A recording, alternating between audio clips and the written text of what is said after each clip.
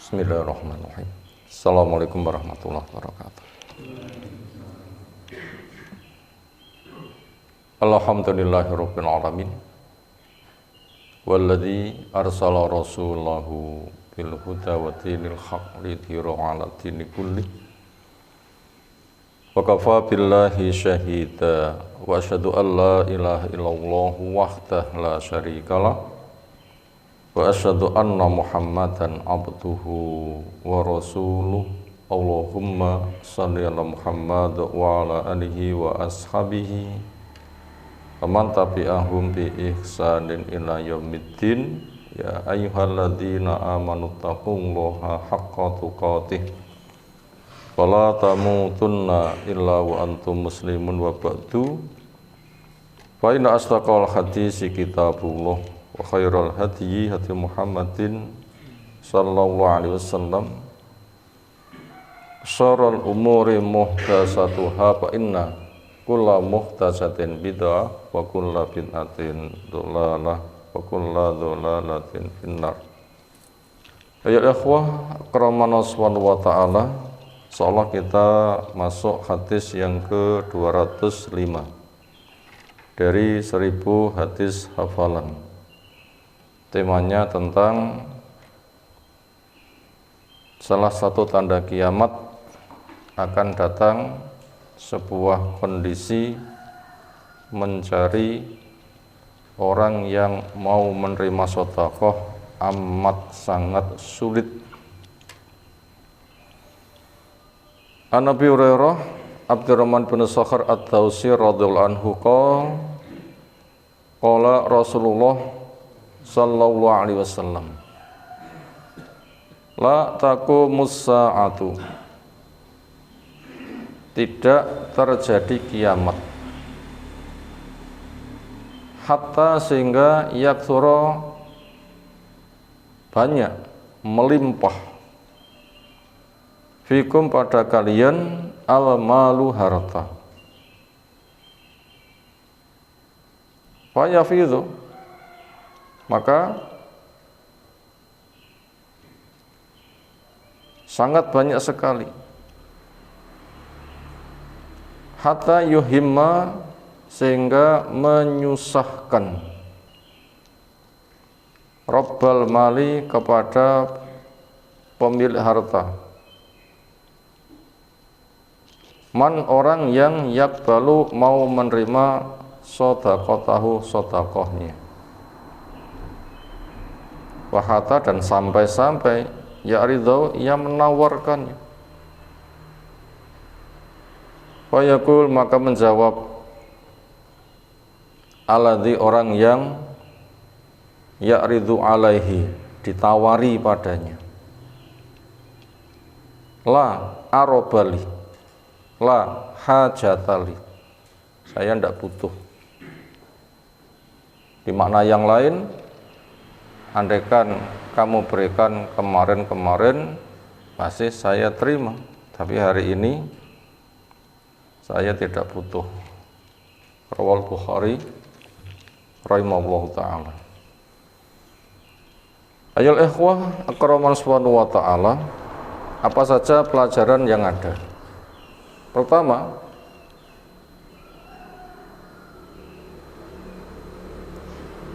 tanda-tanda kiamat sangat banyak. Entah yang terjadi setiap hari, bahkan yang sudah terjadi, dan nanti yang akan terjadi. Yang sudah terjadi misalnya diutusnya Nabi kita, meninggalnya Nabi kita, dua kelompok besar kaum muslimin perang, yang seperti itu sudah terjadi.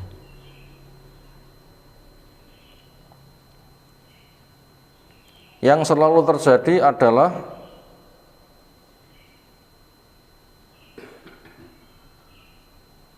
semisal orang berpakaian tapi telanjang. Ini selalu terjadi. Bahkan semakin lama semakin menjadi-jadi. sehingga sulit mencari siapa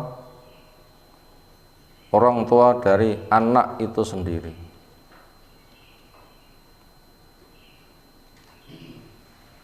Sebagai gandengan dari harta yang semakin melimpah, antara syubhat dan syahwat itu beriringan. Itu diantaranya yang selalu terjadi. Adapun yang akan terjadi, semisal hadis di atas, akan datang sebuah masa harta sangat banyak melimpah ruah, sampai mencari orang yang mau menerima sulit, bahkan ditawar-tawarkan, bahkan dijawab, andaikan kau berikan kemarin-kemarin saya terima, sekarang saya sudah tidak butuh. Kapan itu? Ada yang memperkirakan kemaksiatan hilang, yang ada ketaatan, yaitu Dajjal telah musnah, itu simbol kemaksiatan. Ya'juj dan Ma'juj pun juga telah disingkirkan.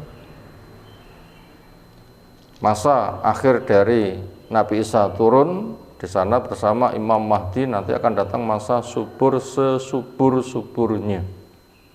Ya, termasuk peristiwa yang berpotensi akan terjadi. Itu tadi pelajaran pertama, bahasanya tanda kiamat itu banyak, sudah, sedang, maupun akan. Pelajaran yang kedua, apa saja hikmah kondisi harta melimpah sehingga mencari orang yang menerima sulit, bahkan ditawar-tawarkan, ditolak. Bahasa seperti itu hikmahnya apa saja? Yang pertama, menghilangkan sebuah kesan seolah harta itu segala-galanya. Sugih beres, sugih hebat, sugih kuasa, sugih akan kekal, sugih itu simbol kemuliaan, sugih itu tanda orang yang dicinta. Bila rasa itu pernah ada pada seseorang, akan datang masanya rasa itu akan habis sama sekali. Rasa itu akan habis sama sekali. Sehingga nanti akan hilang rasa seperti itu. Kenapa? Orang itu bisa merasakan lezat itu ketika ada kondisi kurang. Orang bisa merasakan lezatnya makan bila pernah lapar. Orang bisa merasakan lezatnya sehat bila pernah sakit. Tapi apabila kondisi itu selalu senang terus, gimana dia bisa merasakan nikmat? Nggak ada kesebalikannya. Bahkan merasa bangga kaya, kan ada orang miskin. Bila semuanya sudah kaya raya, sehingga kondisi kayak begitu tidak ada kebanggaan kepada harta sama sekali. Bahkan ketika ditawarkan, serap butuh aku, nah nggak bisa menghargai kepada hartawan.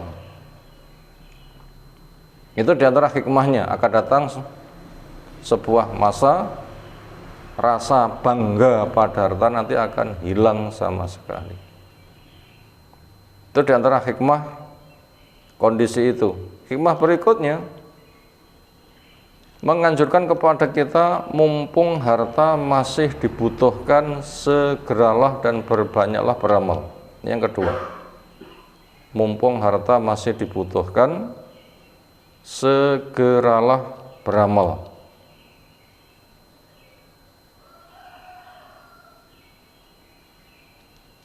Sehingga masing-masing diri harus memanfaatkan kesempatan itu. Karena sebaik-baik sedekah itu ketika bermanfaat. Sebaik-baik sedekah itu bermanfaat. Karena namanya nulung berarti ada orang yang kekurangan, ketika ditolong seneng. Itu sebaik-baik sedekah yang bermanfaat.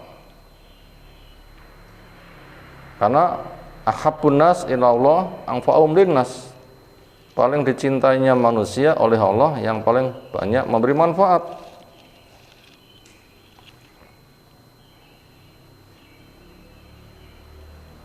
Sampai-sampai yang lebih utama lagi, walaupun orang itu tidak punya apa-apa, tetapi dia bisa bersedekah yang terbaik, sehingga ketika ada yang membahas afdhalus sedekah, paling utamanya sedekah adalah juhdul mukil, kerja kerasnya orang yang hartanya masih qalil, istilahnya randai apa-apa tapi sedekahnya besar. Kenapa? Karena sedekah masih ada fungsinya dan dia tertarik, dia bekerja keras untuk pribadinya sesedikit mungkin sedekahnya diperbesar. Kenapa kok begitu? Karena saking besarnya fungsi sedekah, yaitu menggugurkan dosa, bagaikan air memadamkan api.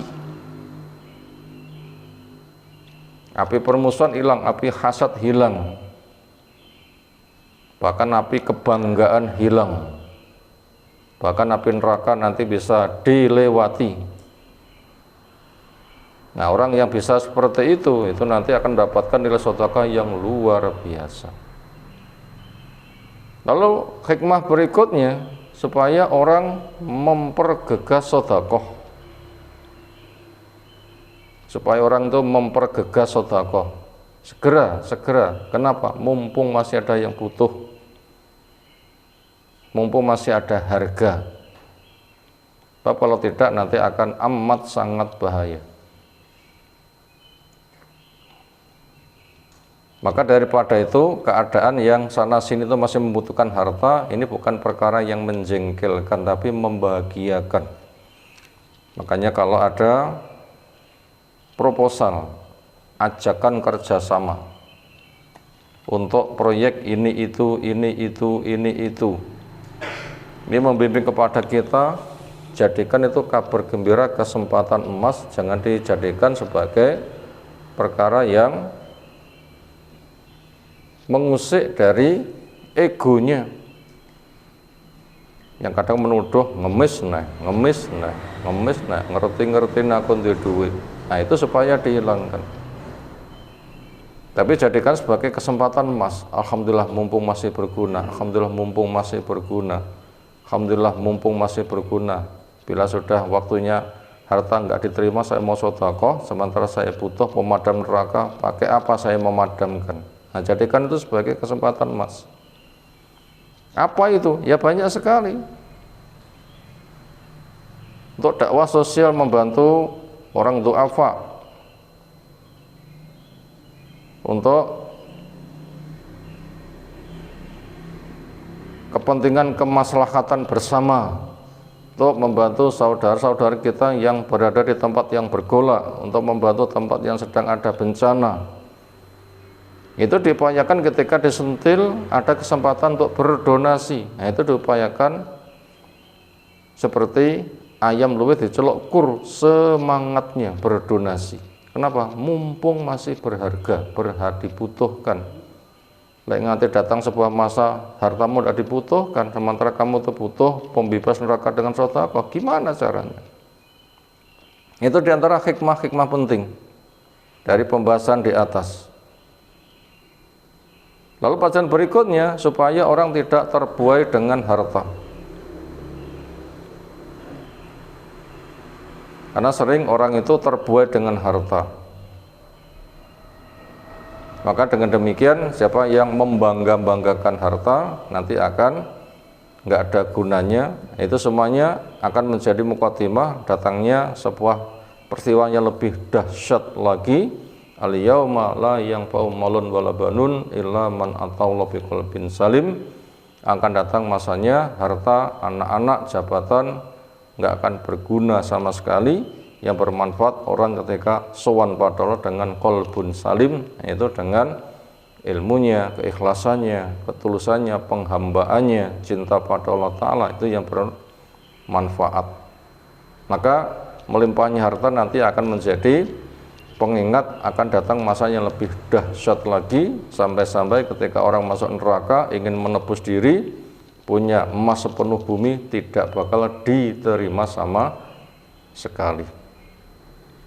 Demikian beberapa pelajaran yang telah kita sampaikan. Subhanakallahumma bihamdika asyhadu an la ilaha illa anta astaghfiruka wa atubu ilaik. Assalamualaikum warahmatullahi wabarakatuh.